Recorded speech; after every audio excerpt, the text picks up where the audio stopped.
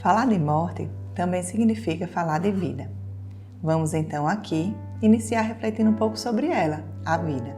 Dentre tantos os significados que podemos pensar na questão do viver, um que se destaca bastante é a questão da formação de vínculos.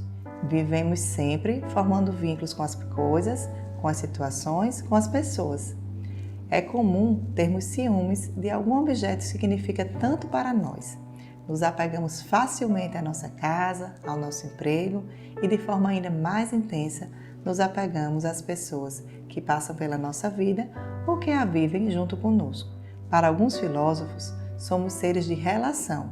Existimos sempre no mundo e com o outro, de modo que esse outro ajuda, inclusive, a constituir quem nós somos. Acontece que, no decorrer da vida, alguns desses vínculos formados se rompem e acabamos por vivenciar e experienciar a perda.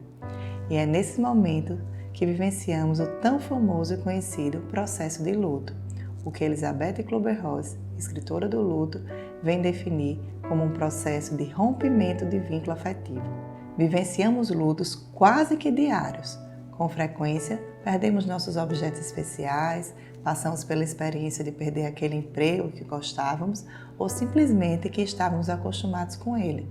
Nos separamos dos nossos maridos, esposas, nossos amigos vão morar fora, nossos filhos saem de casa e também nossos entes queridos morrem.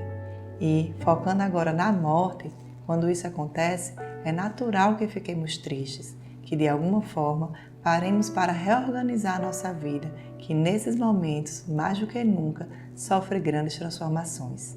Precisamos aprender a lidar com a ausência do outro, que antes estava ali, bem presente em nossa vida.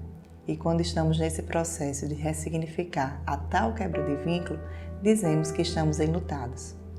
Autores falavam em fases do luto, escreviam sobre o tempo que essa fase de enlutamento poderia durar antes de se tornar um luto patológico. Mas hoje é quase unanimidade se falar no luto como um processo único e singular, que vai variar em modo e tempo de indivíduo para indivíduo. Apesar do caráter singular de vivência de cada pessoa enlutada, sabe-se que atravessar o período de luto é uma experiência, em geral, difícil. É comum que sintamos-nos sozinhos diante da dor da perda e da ausência do nosso ente querido. O luto acaba por ser uma experiência solitária, mesmo que encontremos-nos cercados por diversos amigos. Os filósofos existencialistas já diziam que a experiência da solidão nada tem a ver com a presença ou ausência física de pessoas. O que sentimos nesses momentos? Digamos que acontece um turbilhão de sensações, que variam da negação, raiva, passando pela tristeza, até chegar na aceitação. Não adianta procurar em manuais com que tempo vai acontecer o que é normal ou deixa de ser. O luto pertence a gente e a mais ninguém, é único. E uma das poucas certezas que temos com relação a ele é que todos vamos precisar lidar com ele algum dia. E quando ele chega, é importante aceitá-lo, permitir sentir e mergulhar nele de uma forma que sejamos verdadeiros com nós mesmos, para que mais tarde possamos arranjar forças para recomeçar sempre. Mergulhar nesse universo de perda para depois emergir com mais energia para a vida vai depender de nós, mesmo que precisemos buscar ajuda para isso. Quando perdemos alguém, estamos presenciando um ciclo que se fechou.